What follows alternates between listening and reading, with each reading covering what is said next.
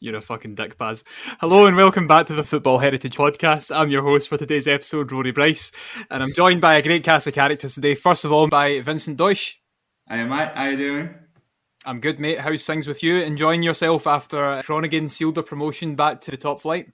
Oh, mate, it has been one big party. And we're also joined by our guest for today's episode, Baz Brouwer.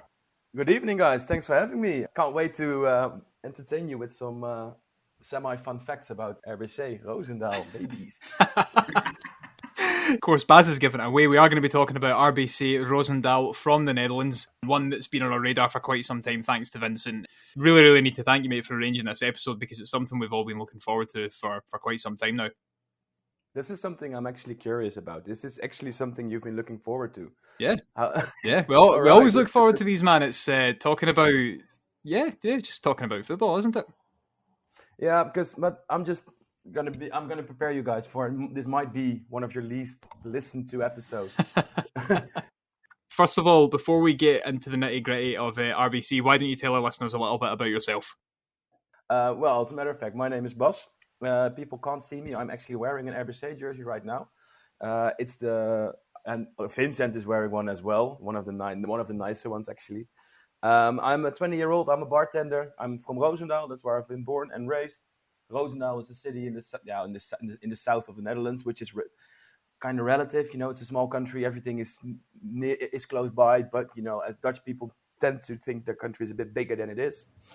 I'm currently living in The Hague, and people will tell me that I come from the far south. It's an hour away from The Hague, but sure, I come from the far south. I speak a bit differently, and they tend to they love to mock me of it. I used to teach history in high school, and what else is there to tell? I used to play football as well, but you know, it's not worth mentioning. Love doing it. Was rubbish. But you're also on a podcast which focuses on RBC as well, aren't you? Yeah, I'm together with three friends of mine, Erik, Ad, and Floyd, and we make an RBC podcast. Actually, it's the brainchild of Erik and Floyd. I need to, give those guys the acknowledgement because they will be listening to this because the four of us, we are like big RBC geeks, and whatever RBC related content is out there, we will absorb it. But it was the brainchild of Erik and Floyd. Yeah, they're just crazy about RBC, and I'm just crazy about their podcast. And whilst listening to the podcast, I became more and more crazy. You get back again at RBC. I fell more and more in love with RBC again, and now I just joined them, and I'm more of a sidekick, and they're actually the hosts. We encourage all of our listeners to go and check out their podcast because RBC are a very, very interesting club. They've had quite a few name changes. They've had quite a lot of refoundings through their history as well. I mean, Vincent, obviously you're wearing their jersey. Have you ever been to an RBC game before? Yeah, I've actually been 2 times. Last year was the first time. It was even before I met you guys, but it was the championship match. And as you guys know, I'm a groundhopper, so I like old stadiums and history, of course. And I saw RBC possibly becoming champions. I guess I don't. Yeah, Virtus, yeah, of course, yeah. So I went to RBC against Virtus, and I saw it on Twitter or something. I don't even remember, but I saw the publicity, and I was like, yeah, this is a good day to visit RBC Roosendaal. Actually, could you tell the people how long it took you to go? It took me around 5 hours or something. Yeah. Hey, all you guys know I'm from the north of the Netherlands, Groningen, and Roosendaal is way up in the south of the Netherlands. Actually, if you go to Belgium by train, the last station you see probably would be Roosendaal, which is 20 minutes from Belgium. No, it's 5 minutes. It's 5 minutes from Belgium. 5 minutes. Actually, yeah, but just up there near the border. And yeah, so back then, Bas already knew, like, there's one crazy guy from Groningen. He's visiting. No. There's 2 things you're forgetting to tell here. Firstly, you gotta tell the people that at this point you took a 5-hour train ride to see a possible championship match in the 7th tier of Dutch football. That's proper ground hopping. And secondly, I think the moment I met you I was tending the bar at that point.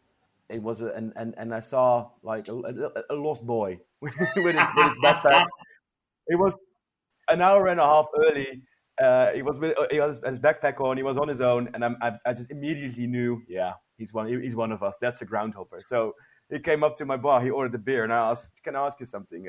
Are you by any chance a groundhopper?" And he said, "Oh, fuck yeah, I am." And that's where the sparks started. Vincent can tell the rest of the story a bit better, but as we say in Dutch, he viel met zijn gat in de boter. He had it all coming from him. Yeah, definitely. Like Bas just told, he was a bartender. I ordered him beer. He asked me where are you from? Yeah, I'm from Groningen. No way, you're the guy from Groningen. I'm the guy from Groningen. So it was already really good and talking about the ground hopping stuff and so. And I went around the stadium. And this is where the funniest thing happened. I was in the line for getting another beer at the other point to get beer, and suddenly I hear through the speaker of the stadium, "Does Vincent Duitsch want to come to the other side of the stadium to get another beer or something like that?" And that was because of you. Will Vincent Duitsch from Groningen please visit this beer stand? It's like when you get lost in a supermarket when you're 2 or 3 years old. Exactly and like your that. mum has to I started laughing like a little child. I was like, yeah, definitely this is Bas. The Bas has done this. That's incredible. Yeah, and I think then that's when all the fun began, because Erik, the co-host of the RBC podcast Luiten, let's plug it. He just, I can't even remember the amount. I think it was 30 or 40 euros. He just said, "Boss, can I pay you 40 euros? I said, "Yeah, sure. What do you want?" No. I don't want anything. I want this guy, Vincent, this freaky dude from Groningen. I want him to be drinking for free the entire afternoon. Beautiful. And he has been drinking. I've been drinking. And he got a jersey. And he was the stadium speaker was shouting his name. RBC actually became champions. There were nearly 1,500 people on the stands. 7th year, mind you, 7th year. But for Dutch standards, that is impressive. But either way, Vincent Duitsch, I think you might have had not the day. I think you had your best day of your life last Friday. But I think this is up there in the top. Yeah, it was one of the top days, like you said in Dutch, but I'm going to do it in English. I fell with my nose in the butter.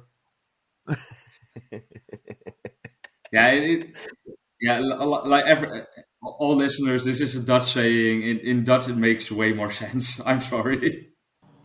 Okay, I'll take your word for it. We can try and pick that apart a bit later on. One thing I wanted to ask you as well, Boss, where did your obsession with RBC begin? That's a good question, actually, because in my direct surroundings, there was nobody actually teaching me the art of loving RBC. Both my parents despise football; they hate it. Yeah, RBC back in the day, it was big. When you were playing on the school ground, on the playing ground, people will come up and ask you, "What's your favorite team?" And you would say RBC. And then people would ask you, "Yeah, but what's your actual favorite team?" And then people would reply, PSV, Feyenoord, Ajax, stuff like that. Everybody would low-key love RBC, but nobody would actually... It was regarded a bit silly to love RBC. But at a certain point, I got my Game Boy Advance, and I bought FIFA 2004. And that's when my mind was blown, because I was aware of the fact that I was 8, maybe 9 at that point. I was aware of the fact that FIFA was sold around the entire world, right? I was aware of this. And then I went scrolling down the leagues, and I found RBC, and I went up to my mom and said, "This can't be true, right? This is RBC we're talking about. Small team, small city, from a small country. This can't be sold worldwide." And she told me, "No, this is regular. This is..." Either way. That's when I imagined, but this might be bigger than I can imagine, actually. So, that's when I started beating everyone with RBC, and that's when my obsession kind of began. I started scrapbooking. I really wanted to visit the stadium, but my parents didn't care for taking me whatsoever. So and it was too far away for me to take myself, on a bicycle. And I was dependent on people that had a season ticket to spare. Like, "Oh, we can take Bas this time. Sure, he would like it." And then that's when I went to the stadium for the first couple of times. Back then, actually, RBC was playing top tier football, so the stadium was going to be sold out every time, and that made a big impression on me. As for everyone who visits its own home team, right? When you enter the stadium for the first time, you see the floodlights, you hear the stands roaring, or in RBC's case, you hear them mumbling. but yet, it's the biggest crowd I've seen at that point. So it was impressive either way. And yeah, that's when you fall in love, and that's something you can't get rid of. I suppose the RBC that you followed would have been the club that was technically refounded in 2011. Or were you there before they went bust as well? Yeah, I was there before they went bust. I think my first ever RBC game was Ajax RBC, actually, at the, back then Amsterdam Arena, nowadays Johan Cruyff Arena.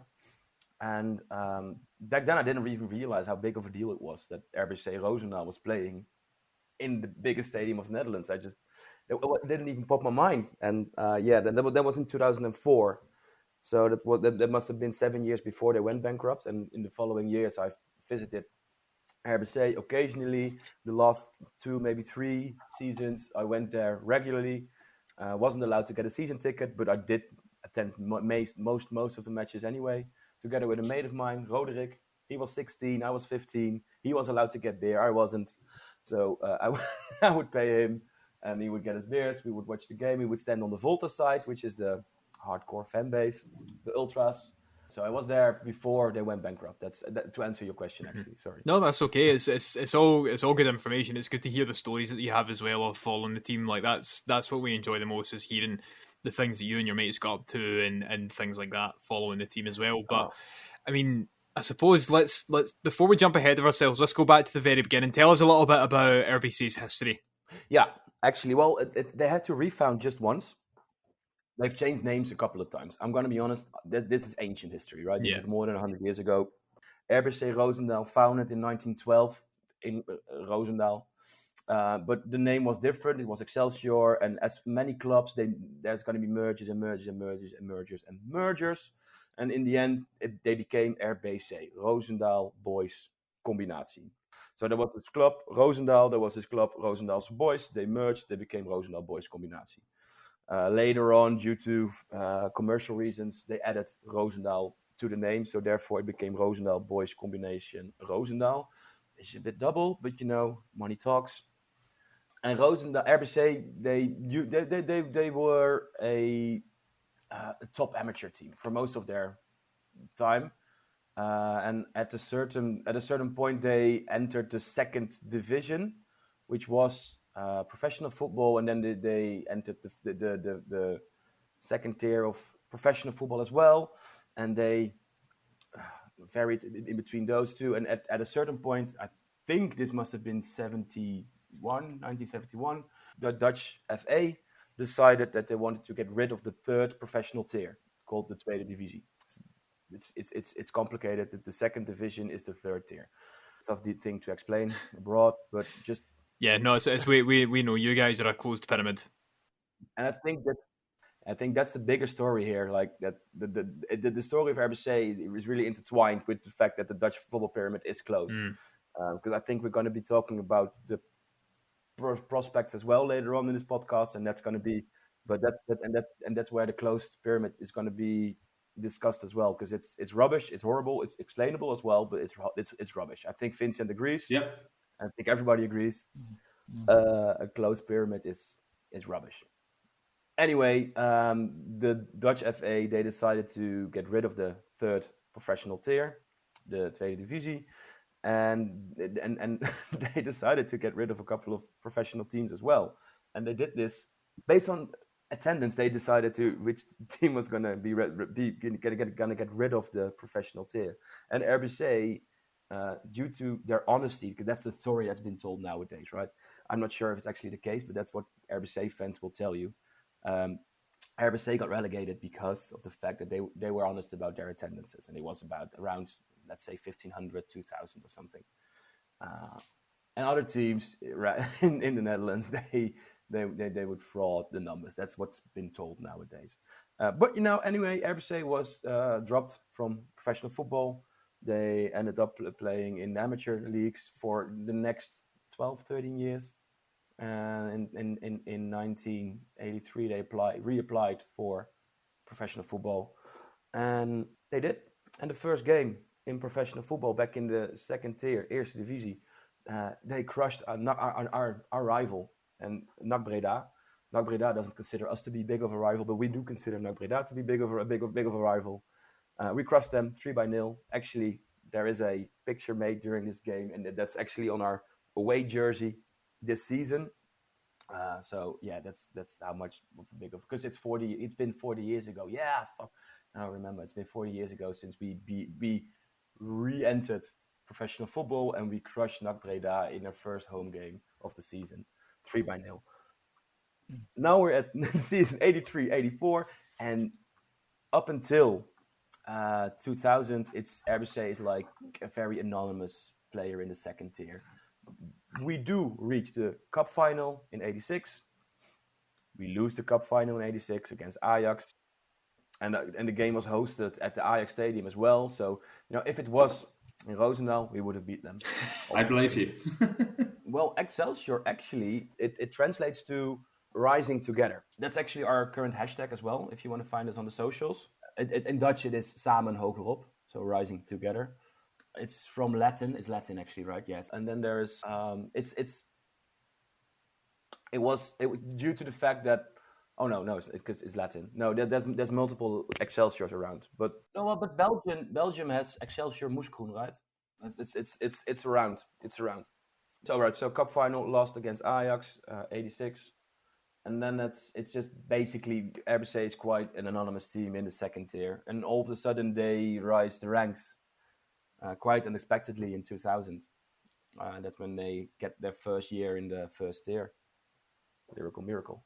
All I know is like this team actually last year had a it's a reunion, yeah, because the trainer, the trainer back in the day, Robert Maaskant, he would call this team the team of the millennium, and this team actually had a friendly match against our current teams. Actually, the only game we lost this season, but we forget about the cup game, and we lost it. I think it was 9-8, I guess. And we made a podcast about this match as well. I wasn't there, fortunately, but the other guys made a brilliant podcast.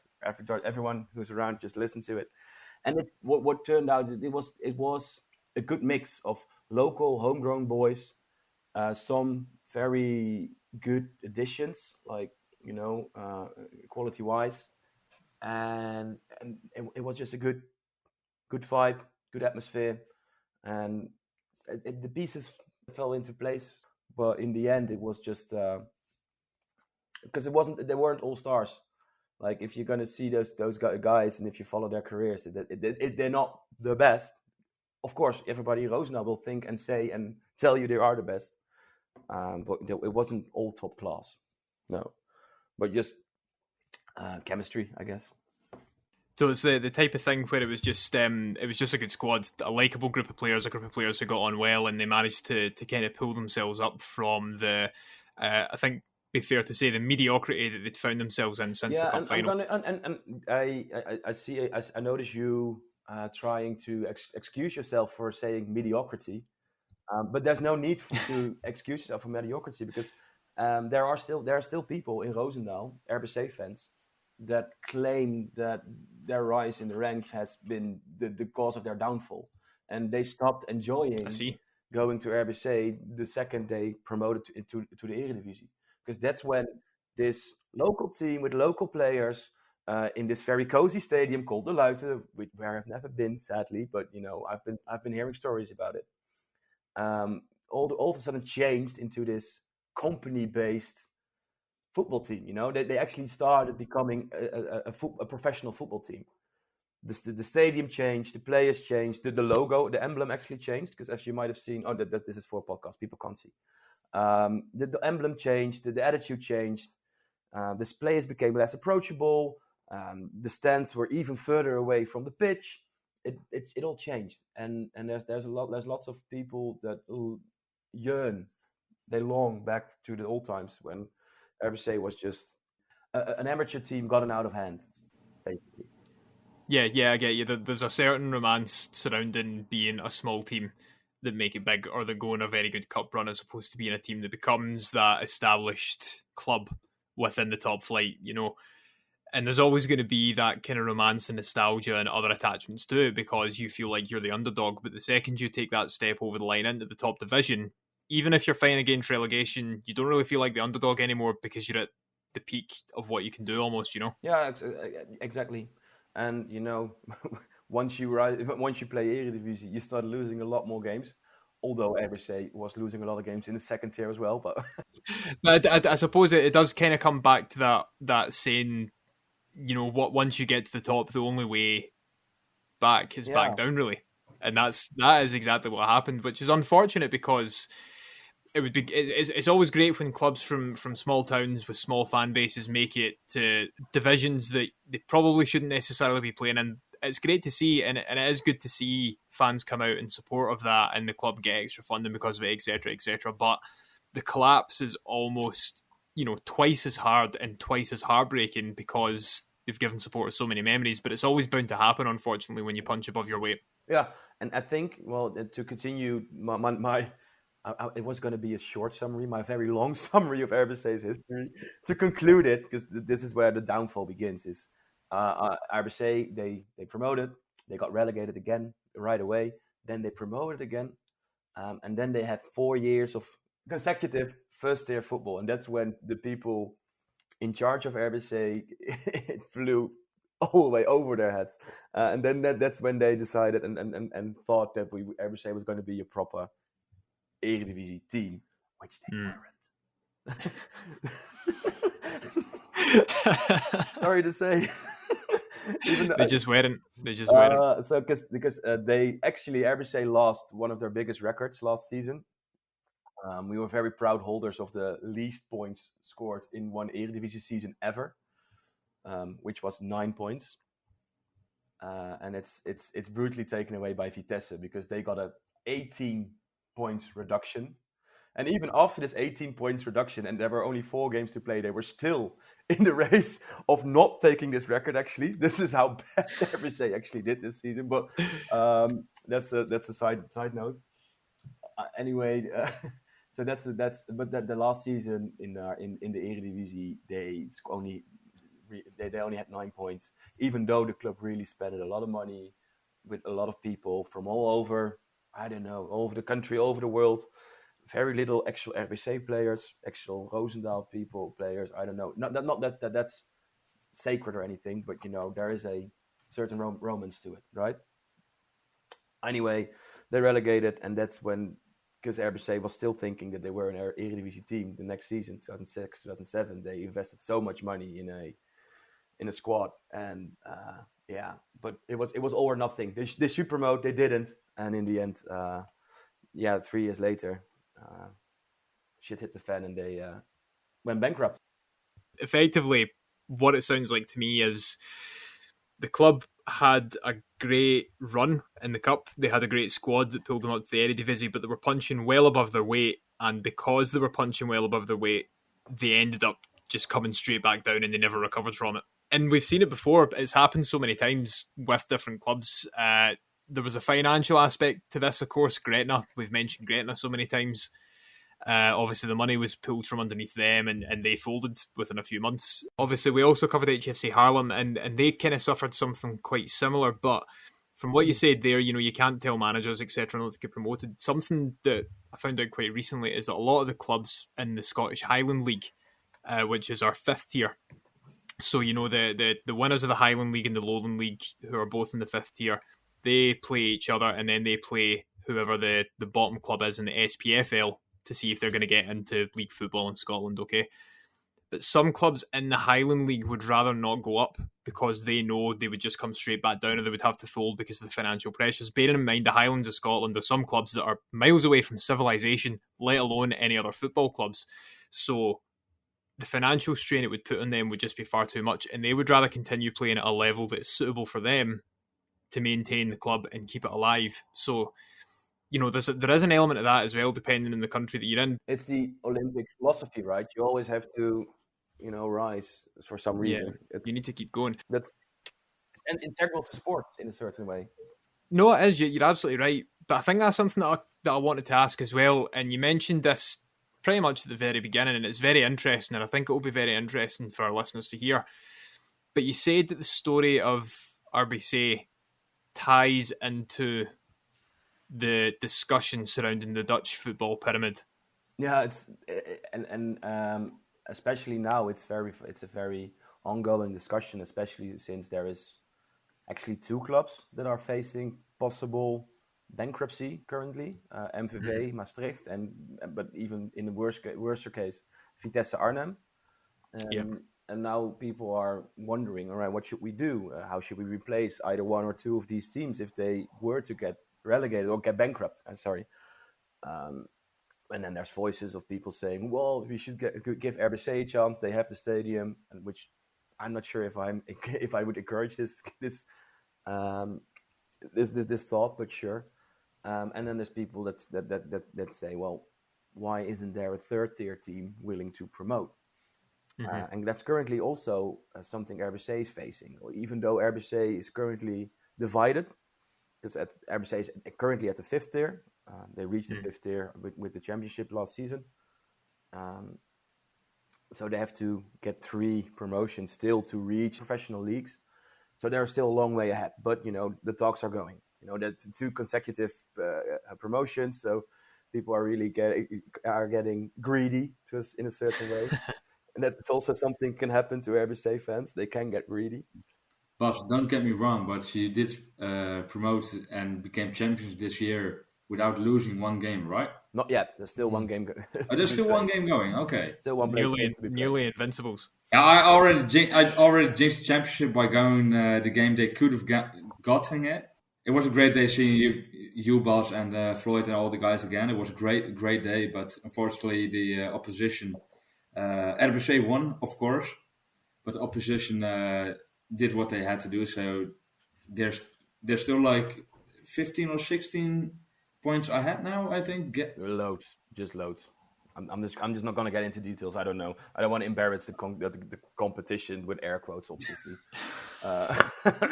No. Now I'm getting cocky, and that's jinxing shit. If an RBC fan is getting cocky, that's where they're currently actually the highest ranked unbeaten team in the Netherlands. Incredible. Just a snippet of a fun fact. So 5th tier, but we're getting there. We're getting into the national leagues, and the club is divided. Last year we had a podcast on the 3rd Christmas Day. The Dutch celebrate 2 Christmas Day, and we reserve the 3rd for RBC podcasting. We do like a podcast marathon, and we actually did a bit of a poll because there was people showing up to this podcast. It was live, and we had an audience. Oh, amazing! We had an audience. It was at some point there were 30, maybe 40 people, which also put all our listeners in half because the people were already there. But nonetheless. Yeah.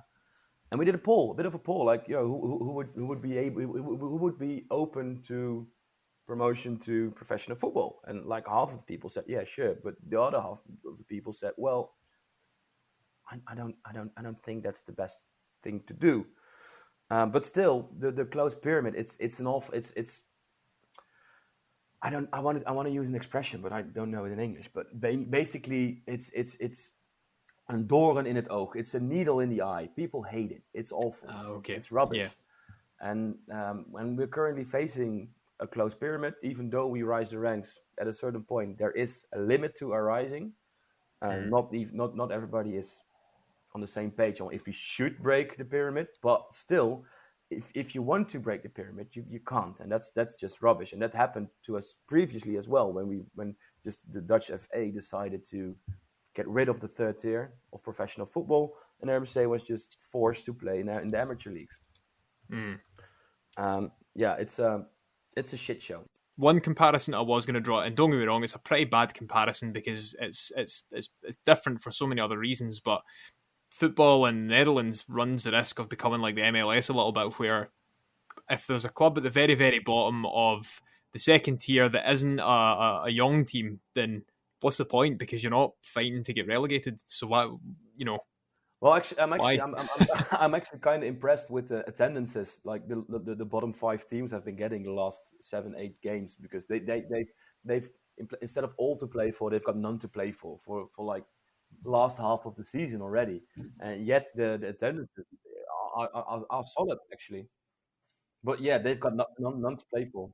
Quite an interesting discussion, and as you said, it does play into the story of RBC, how the pyramid operates. But I suppose going back to things now, of course, the club went defunct in 2011 because they had this catastrophic collapse after their run into the Eredivisie and things like that.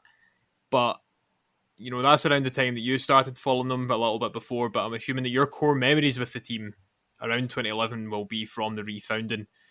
Has it always been plain sailing, trying to get back up the divisions from when the club founded, or has there been bumps in the road as well? There have been a couple of bumps, yeah. First year after the revival, first year they became champion right away, but then it took them 4 years in the next year. It took them 3 years in the next year, and a couple of years.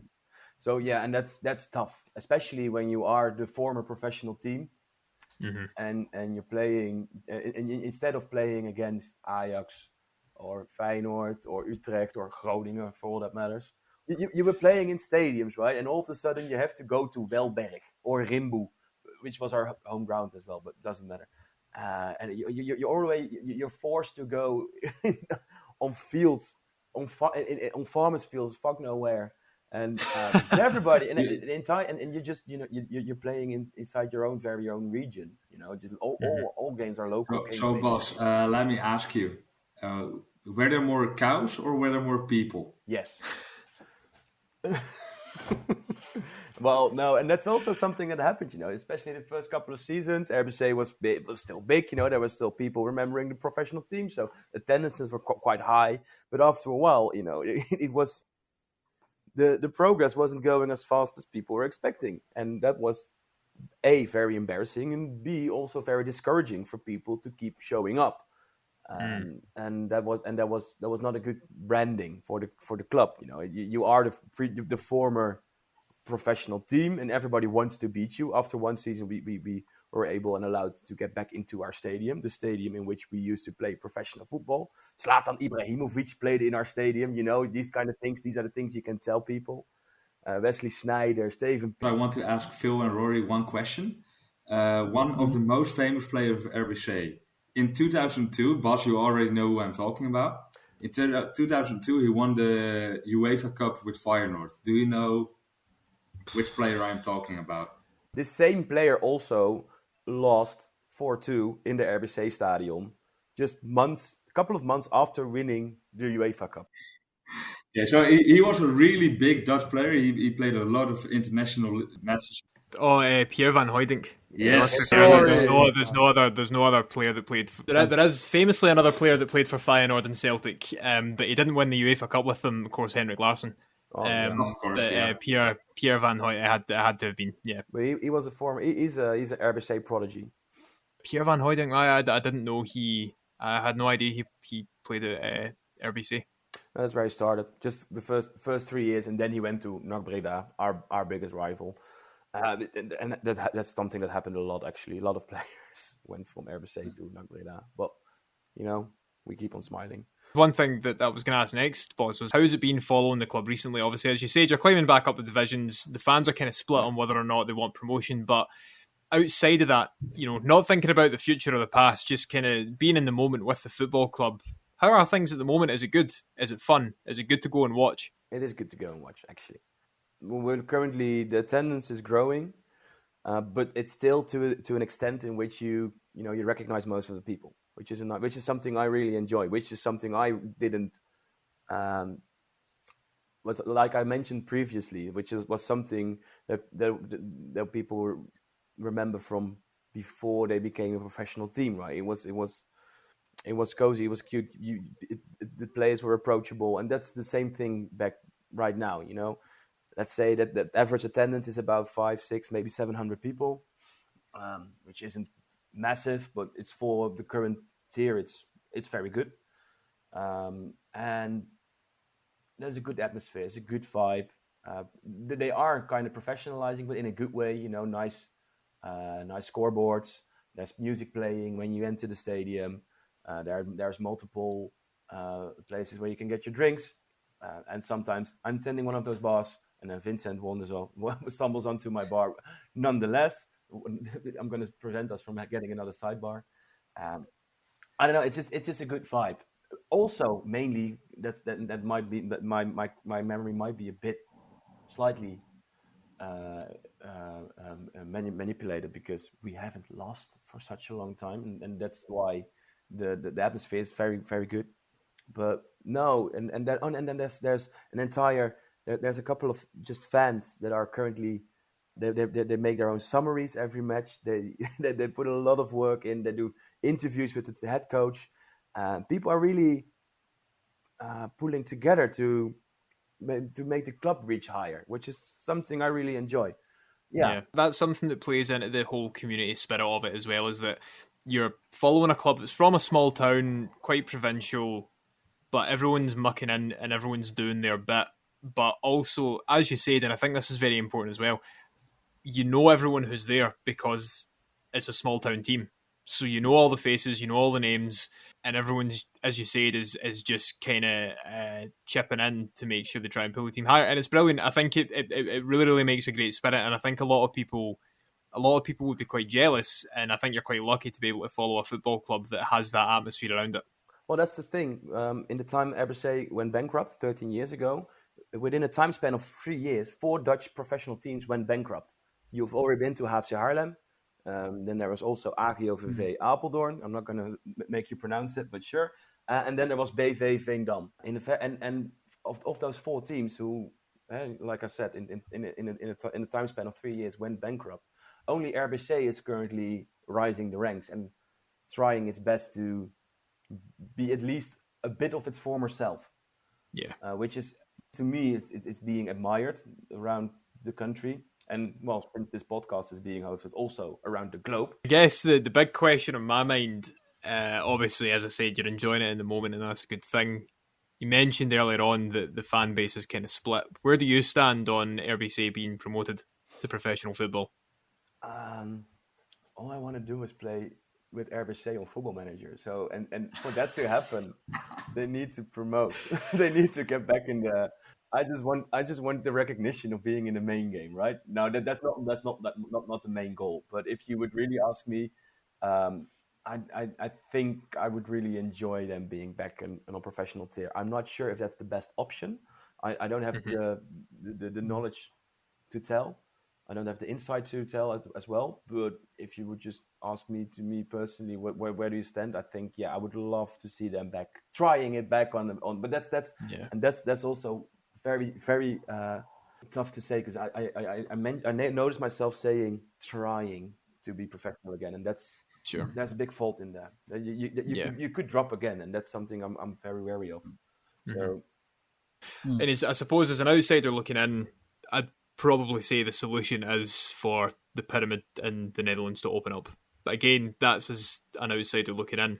Vincent, what's your opinion on the whole situation? I definitely agree with you. The pyramid should open up, but the problem nowadays is, like Bas already said, Vitesse is on the brink of bankruptcy.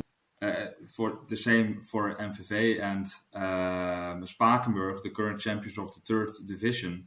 They already said, we're not going to promote whatever happens. It's not going to happen, and that's because of all the rules and all the things the KNVB demands of clubs to get before they are promoted to, or when they are allowed to get professional, like floodlights and a certain amount of seats and all that kind of stuff, which are really, really, really expensive. And like players they can pay them. That's not that much of a problem. They do have the money, but if you invest like 10 million in your stadium or something, what if you relegate again?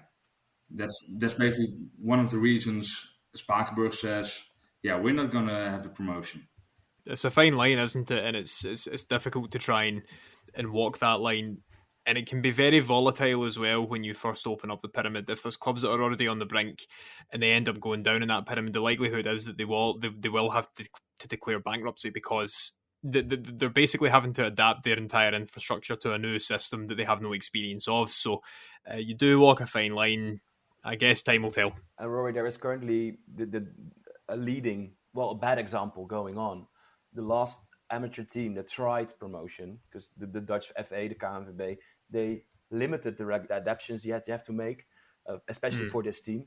They smoothed it down. Achilles 29 from Groesbeek. They promoted. They did quite all right. Didn't became last for 3 years, but the fourth year they reopened the pyramid just for this 1 year, and that's when they became last. And they have had back-to-back relegations ever since. I think this relegation must have been 6-7 years. This first relegation from the professional flights must have been 6-7 years ago, and they have had back-to-back relegations ever since. So they are a very poor and bad example for every other amateur team around in the Netherlands to even consider promoting to the professional leagues. It's a frustrating one. And just before we finish up, is there anything else that you would like to say on RBC or the history or just how following the club is now? All I'm going to say is come and visit, man. For the next season, we are me and my podcast mates. We are working on a groundhopper program. So nice. We expect to. We hope. We don't expect. We hope to have like a groundhop page on the main website. Brilliant. And we're going to provide something, and we're going to make it epic. I can't wait. Even more epic than this podcast. Can't tell. Hope so. But we're gonna show you around, and that's something I'm looking forward to. And groundhoppers from all around the globe. I need to add. Everyone already. I visited at RBC. Really do it. It's everything is worth it. Bas will show you around. He will get you beers. Floyd and Eric will show you around. They will tell you everything. What's great about this club. They even showed me the grounds already. They did a test drive with me, basically, and my friend of the show, Ramon. Oh, and that's something I want to add as well, because novelty of going to watch RBC is wearing off. As further we reach the rank, we climb the ranks. The fact that we are playing in a relatively big stadium, it's small for professional standards, it's big for amateur standards. The fact that we are playing in a former professional stadium, the novelty of this. It's going to wear off whilst we climb the ranks. So for now, it's going to be fifth tier football in a former first tier stadium. So come quickly, Vincent, anything else you want to ask Bas just before we finish up for tonight? No, mate. It's just I just want to say, like Bas already told about the groundhop trip. Do it. Every listener who's listening to this, go to Roosendaal, go visit Bas and his friend at Stadion de Luiten and have a great time there. I promise you we'll have it. Nice. I think that's a brilliant note to finish up on. Thank you all very much for coming back on. It's been a great episode. Brilliant to have you back on again. As always, welcome in the podcast anytime. And Bas as well, thank you very much for dedicating your time to come on tonight. Of course, if you have any other clubs and any other topics you want us to cover, please get in touch with us. You can either DM us on Twitter, tag us in a post, comment on something, just find a way to get in touch with us and we'll message you and we'll see about getting you in the podcast so we can talk about that. So come and speak to us there. But for now, Vincent, say goodbye. Bye, everyone. Bas, say goodbye. Oudoe en bedankt, hè. And it's a goodbye from me as well. We'll see you all again next week. Goodbye.